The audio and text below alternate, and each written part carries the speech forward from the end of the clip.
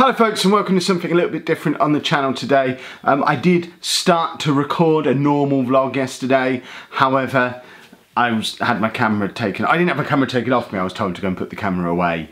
Long story, we don't really need to get into it. The point is, I called out to you all on both the community page and on Twitter for some any topic Q&A questions for all of us.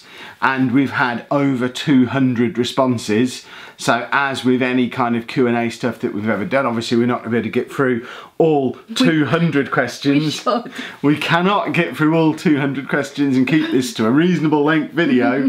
So we've just picked out the ones that I like the look of. I've tried to pick out the ones that had the most upvotes on the community page as well. So again, whenever we do anything like this, if you see a question that someone else has asked that you really want to see answered, or if you want to ask the similar question, rather than typing it in yourself, it's often better to just hit the thumbs up to move their question up the list, because the ones that have the most thumbs ups are the ones that I'm more likely to see and therefore more likely to answer. But we've got a whole load of questions to get through. Some are for me, some are for Anna, some are for us, some are even for Andy, although as soon as I got the camera out he disappeared and went upstairs, so I'm assuming he's not feeling very photogenic today. He might come and get involved partway through the video, but yeah, as soon as I set up the camera he just picked up his iPad and walked upstairs. It's been up hours. Yeah, so I don't think he wanted to be on today's video. But let's have a little look through the questions that we've got. So question number one, does Andy know he has autism? No idea. Yeah, we get asked this one quite a lot. I think we're strange to him. Yeah, I certainly don't think he sees it as anything out of the ordinary in how he behaves or how he thinks. I don't think he would describe himself as being someone with autism. I don't think he'd tell someone who's autistic. I don't think he's familiar with that word. He's heard it, obviously, because we've said it, professionals have said it, schools say it, but I don't think he would walk into a room and say, "Hi, I'm Andy, I have autism." And I think if we said, "Do you have autism?" he probably wouldn't answer. Would agree, but wouldn't know what he's agreeing to. Exactly. Does Andy sleep well, and what's his morning/bedtime routine? Morning, he gets up when he feels like it. Yeah, mornings are not good. He gets up when the sun comes up more often than not, which at this time of year is crazy early. I think he's got up at 4. I didn't hear him. Getting up at 4 is not too bad. He's been up at 3, half 2.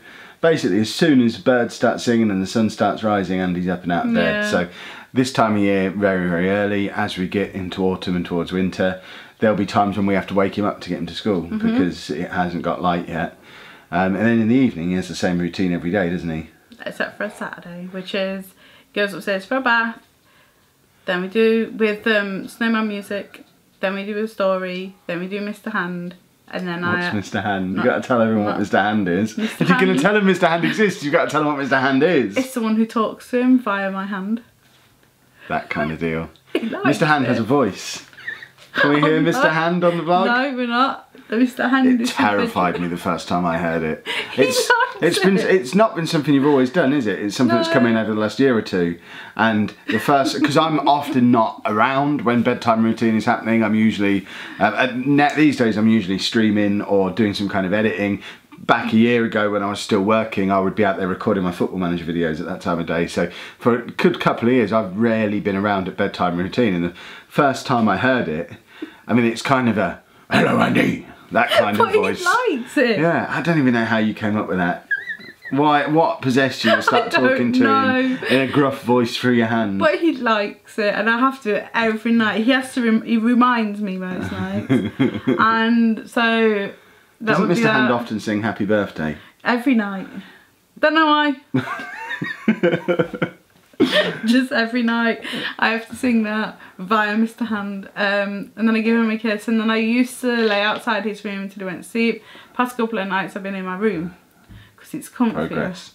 Yeah, but he knows I'm there. He'll shout out for me, and I'll tell him I'm in mummy's bed, and he's fine with that. And last night he went to sleep within like 10 minutes. Like, I went for a shower after I'd put him to bed, came out, asked him if he was alright, dead to the world. The important thing is, it is exactly the same routine every single night. If we try and move away from the routine, it causes problems. Although, interestingly, whenever it's anyone other than Anna here, so if Anna's away or Anna's out, and anyone else puts him to bed, it's a completely different routine, and you literally just have to say, "Andy, it's time for bed," and he'll go to bed, but he won't do that if Anna's in the house. Is Andy still obsessed with Nintendogs? Yep. Yeah, it's all he's played. since he had it. He's given me Animal Crossing. That's now in a box over there and probably will never be played again. Why is Andy's last name not Chapman? Because we're not married. We're not married. Not yeah, we're not married. I'm not his biological dad. He also doesn't have the same surname as you. He doesn't. Because you weren't married to his dad either. Anna doesn't marry people. I think Anna's allergic to getting married. But yeah, he has his biological dad's surname. Anna has her surname. I have my surname. We have a lot of surnames under this roof. But it's... I know a lot of people get quite insecure about it. Not about us, but about just names and stuff in general. And are desperate to change names and desperate to be married and all this kind of stuff. But for us, it's kind of... It's just a bit of paper, isn't it? It doesn't really matter. And I think if we tried to change his name now, whether it was to yours or to mine, he wouldn't get it. He knows what his name is. And I think he'd find it really difficult to understand why his name was changing after 14 years. So I think he's just going to have his name forever, even though it's not either of our names. I think this one's for me. What was my knowledge of autism before I met Andy? Pretty much zero. I've said before on the YouNow streams, which by the way, 8 o'clock tonight on YouNow. But I've said before on those streams that when we were first chatting on eHarmony and you said that Andy had ASD, I had to Google it to find out what it is, because I didn't have a clue, no idea. I knew of autism as a word, but I didn't really know what it was, what it involved. And because of my own obsessive tendencies, the first thing I did once I found out what ASD was is read about it to such an extent that when I started my teacher training a few months later, my dissertation as part of my teacher training was on education for children with autism. I just did a complete deep dive and decided to make myself an expert in it over the course of like the first year of knowing them, because that's how I roll. What do you think Andy will be doing in 10 years? So when he's 24? I don't know. I've no idea. What do you hope he's doing in 10 years? I'm interested to hear your answer, because I always have an answer for this. I don't look that far forward. Yeah, Anna doesn't like to plan or hope or have dreams. Not hope, but I don't look that far ahead. I don't want to say about this is what he's going to do, because he likes to change. Here's my set answer that I always give people. I hope he's living as independently and happily as possible, whatever definition of that he finds. It's once he turns 18, it's going to be completely his decision what he does. I'm certainly all for helping him become as independent as possible. So if that means he's living with us but doing his own thing, then great. If that means he's living in some kind of assisted living and enjoying it, then great. If that means he's married with 3 kids and enjoying it, then that's great too. It really depends on how he develops over the next 10 years and what decisions he decides to make. We're not going to just carry on making all his decisions for him forever unless that's what his development dictates he needs. And I think the progress he's making at the moment, I wouldn't be at all surprised if he has at least some degree of independence when he's older, because he's progressing at such a massively fast rate at the moment. I want all that, but I don't know, he'll be Roo. He'll just be him. Would we ever do a Q&A with Andy? We'd like to. We wanted to do this one, but sometimes he just doesn't want to be involved. Demi even says maybe using basic yes/no questions so he doesn't get annoyed very quickly. I think the thing with Andy, and you'd have seen this in every time I talk to him when he's just got home from school, you can ask Andy 3 questions before he gets annoyed. And it doesn't matter what the questions are about, it doesn't matter how simple the answers are, he'll... After the 3rd question, you're really testing his patience, because he just wants to be left alone. Yeah. So we could maybe try and throw a couple of questions at him, and we might even try and squeeze that in over the course of this morning if he does appear, but it could just be that he'll stay completely hidden until I put the camera away, because he doesn't want to be on today. Do you think Andy would like the London Underground system? I know it's not trams, but there's various things he can film, like the train announcements. I think he'd absolutely love it. In quieter stations. I don't know. I don't even know. I don't even like it when it's busy. But I don't think he would. We've seen him in circumstances like Goose Fair as an example. That's if it's something, if it's something that he loves, something that he's enjoying doing, it doesn't matter how busy it is. The arcade when we went to Skegness at the weekend or on Friday, it was really busy, really loud, sensory overload for everyone who was there. But because he's enjoying what he's doing, he's absolutely fine with it. So I think, if he saw the right trains first, like I think the DLR he would love, because they look like trams. What's DLR? I don't even know how to describe it. You've been on it literally hundreds of times. She doesn't pay any attention when we go anywhere. Oh, he's been asking for London and Premier Inn. One day, Andy. One day. Probably not this year. And now our next door neighbour's just banging on walls for no reason at all. Get a job. Well, it's 10:30 in the morning on a Monday. Of course I can. What? His job is banging on my living room wall. Doing it all weekend. Goodness me. He's stopped, so I think he can hear me. Recently found your channel. Really made me want to work with young children. Question for you and Anna: what age is Andy's learning ability? He seems really bright and just curious. That's not something that ever really gets given to us, is it? We don't get told what his learning age is. I know when we first met, you told me he had a mental age, so he was 7 at the time. Yeah. And you told me he had the mental age of like a 4-year-old, I think you said at the time. Yeah. Was that something you'd ever been told, or something you'd just decided? So school told you that then. But we've never had that conversation with any other professional since then, have we? So, I mean, it really depends on what the interest is. His maths ability is roughly equivalent to any other 14-year-old. He could, if he could cope with the exam, he could probably do a maths GCSE. He won't in 2 years' time, almost certainly, because the idea of doing it on demand in an exam in a certain way and having to write it down, he's not into that. But the actual maths lessons that he has at school, he's learning the skills in maths that you need to be at the level that he's at. Reading and writing maybe a year or 2 behind. Oh, but his reading's good. I don't know if he's reading at a 14-year-old level. Well, that's what he said in his thing. Oh, did it? Yeah, that his reading's the highest of all his things. There you go then. His reading's obviously come on leaps and bounds. I mean, it depends on the skill. If you could pick anywhere in the world to move to with your family, where would it be and why? You should answer this. Why should I? Because everyone knows my answer. Or anyone who watches my YouNow streams knows my answer. Canada. Canada? Why Canada? Because you said it's like here, just elsewhere. I mean, that's a very, very simplified summary of the conversation. We did actually talk about moving to Canada a little while ago. Not like serious. If my kids are watching, it wasn't anything we're planning on doing now. It was just something we talked about as a potential thing for the future. For me, Canada doesn't get the job done because Andy clearly needs heat. He's so much better in the summer than he is in the winter. If we moved to Canada, it would cause all sorts of problems in the winter because it would be even colder, even darker. For me, I think the perfect location for us, as long as you had air conditioning, would be Southern California. No. I think it would, because it would all year round heat for Andy, so he doesn't have his illnesses that are brought on by the lack of sunlight and the lack of heat. I like the sunshine. They have air conditioning built in there because they're used to the sunshine, so you can cope with it, because Anna hates the sunshine. I hate it. And of course, San Diego Comic-Con is nearby, so biggest Comic-Con in the world for Kev. And no, I'm not going. You hate Comic-Con? But it's different. San Diego Comic-Con for us every year. Every year, and plus LA will be just down the road as well, so that'll be there for all of our TV and movie commitments. Where's that that, we'll have. The west or the east? West. Oh god, so far. Yeah, California, the far side. So I mean, New York obviously looks super fun, but has a similar climate to what we have here. Oh, they have deep snow, don't yeah, they? so for us to, if we genuinely did decide to move, just pick up and move somewhere else in the world, it'd have to be somewhere that has sunshine and warm weather all year round, because of Mr. Paulie in the winter.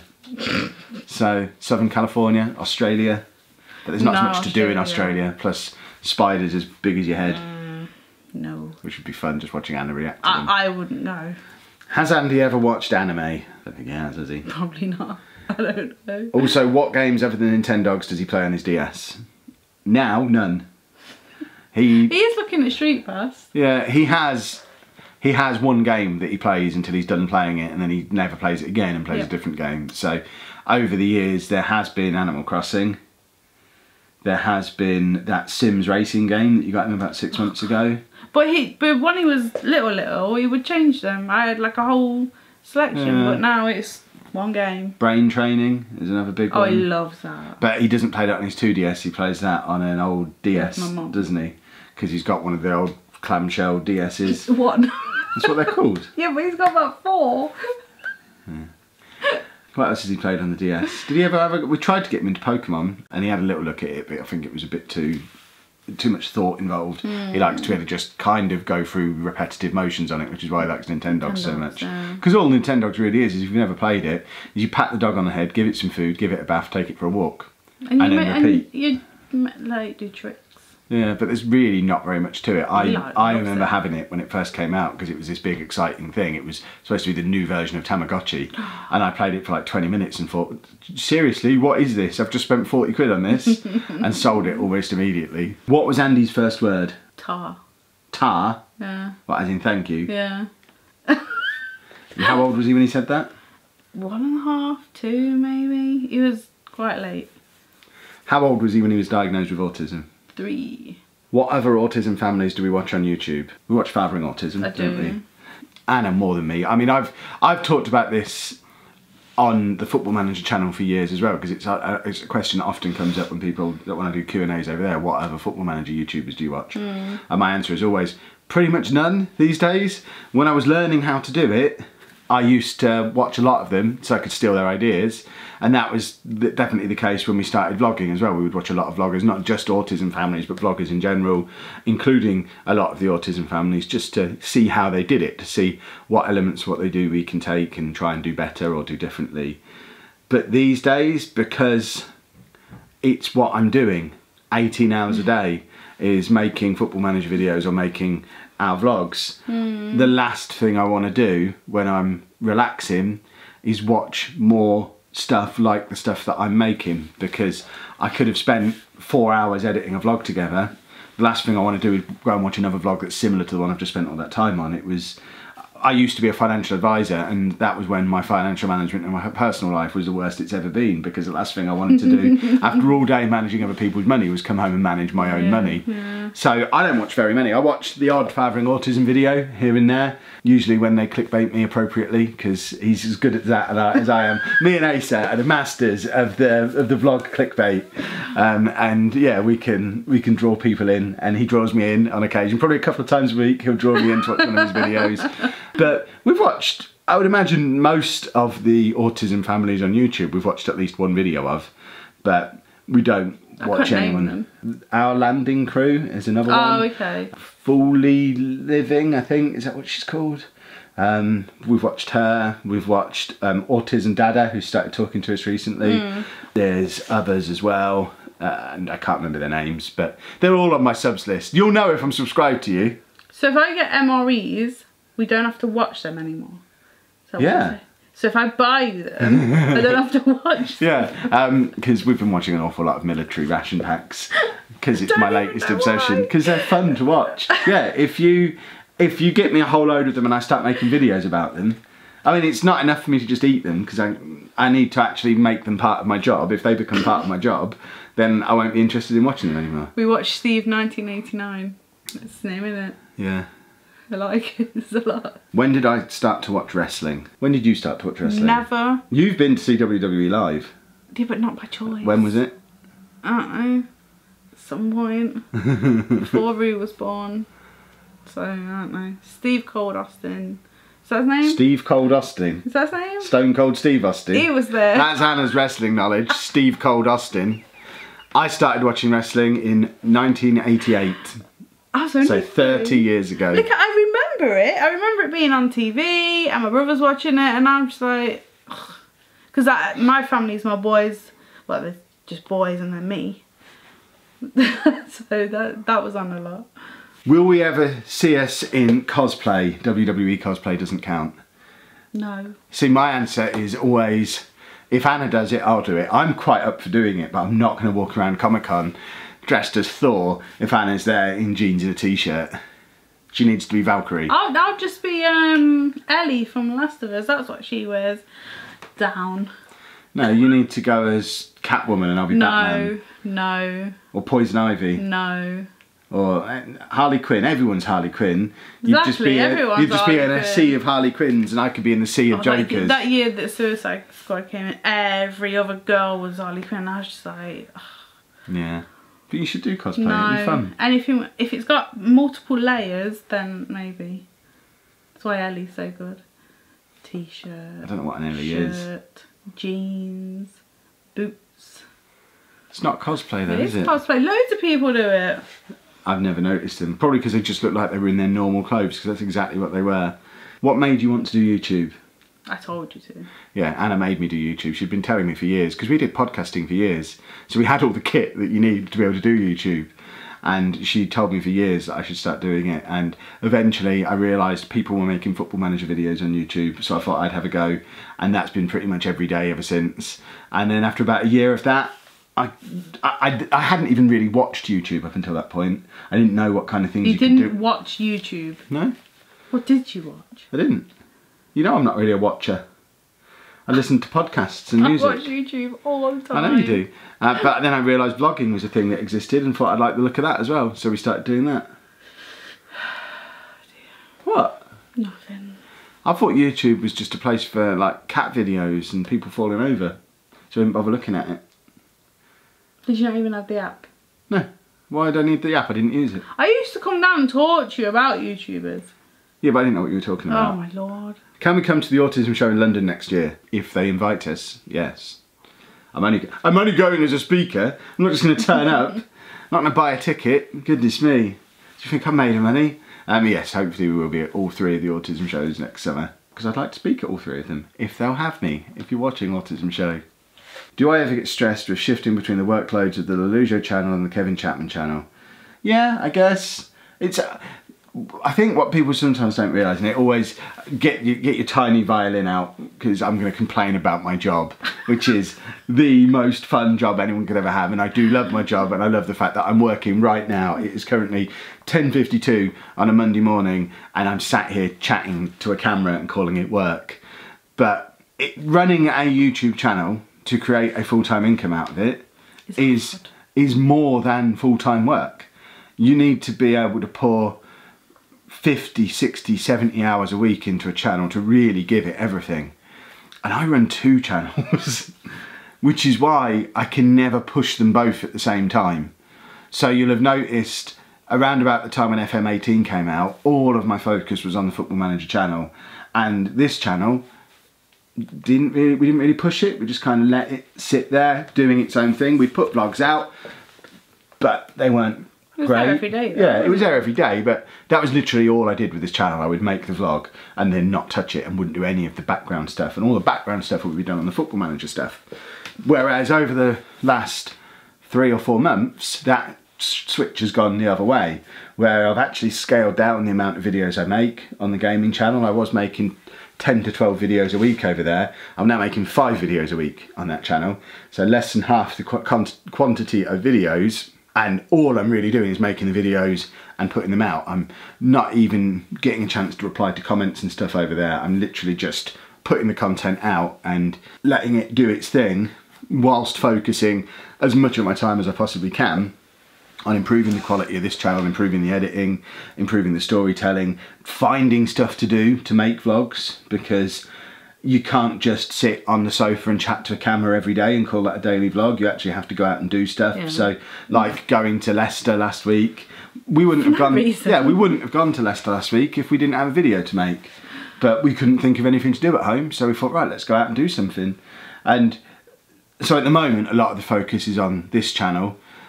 But there's going to come a point when FM19 comes out where I've got to focus on that channel again. But this channel's now the bigger channel. And I'm already looking ahead at that time and thinking, it's going to be stressful, and it's going to be fun. It's going to be a few months. And it also falls in the middle of the convention season. There'll be various invites to go to various places for various things that I can't talk about yet. And it's going to be fun. Of course, the advantage of it is the more you put in, the more you get out. So it is all worth it in the end. And it's hard work. It's a good job. I love it, because don't ever let anyone tell you that YouTube's easy. Yeah, YouTube is not easy. It is the hardest job I've ever done, but it's also the most fun job I've ever done. The hourly rate is shocking. It's not even half minimum wage, I shouldn't think. But it's very rewarding doing it. So, yeah. I try to... My way of managing the stress is just doing something else. If I get too stressed out with using this channel, I'll go and use the other one for a bit. If I get too stressed out with making videos, I'll go and stream. Or watch yourself. Yeah, yesterday I just spent like 45 minutes watching our old And why vlogs was that, just to make myself, because I was in a grumpy on Saturday. I was really grumpy, and I don't really know why, but I was just grumpy, and I was grumpy all day on Saturday. And that video that came out, it was the stimming one that came out yesterday. I tried to make that for like 12 hours straight. I just couldn't do it. I was just so grumpy. But then Sunday morning, I got myself out of the grumpy by watching old videos of fun days out, like Comic-Con and stuff like that. Cheered myself right up. It was lovely. And then you got done what needed doing. Exactly. Right, we are going to end things there anyway, because this video has already been much longer than I intended for it to be. I've got to edit all this together yet, get it out for 5 o'clock and make a Football Manager video, get that out for 4 o'clock and prepare for tomorrow's videos and sort out a vlog for today to come out tomorrow. Yay for the workload. Oh, and I'm streaming twice as well in all that time. I'm streaming on you now at 8 o'clock and Twitch at 9 o'clock. Yeah, we've got to get this video edited and released. Then we've got to start on today's vlog that's going to come out tomorrow, because we've got to think of an idea for that. Because at the moment we're just sat in the house and I've got a day of work ahead of me. That can't be tomorrow's vlog. We've got to find something to vlog about for tomorrow, and I've got to do the Football Manager video. Have fun. I am going to have fun, but first I'm going to have coffee. If you've enjoyed this vlog, please make sure you leave a nice big thumbs up on there for us. Subscribe to the channel for more daily vlogs that won't always involve us sitting on a sofa looking at a ring light, which I assume I've got the circles around my eyes. I haven't actually checked. Thank you very much for watching.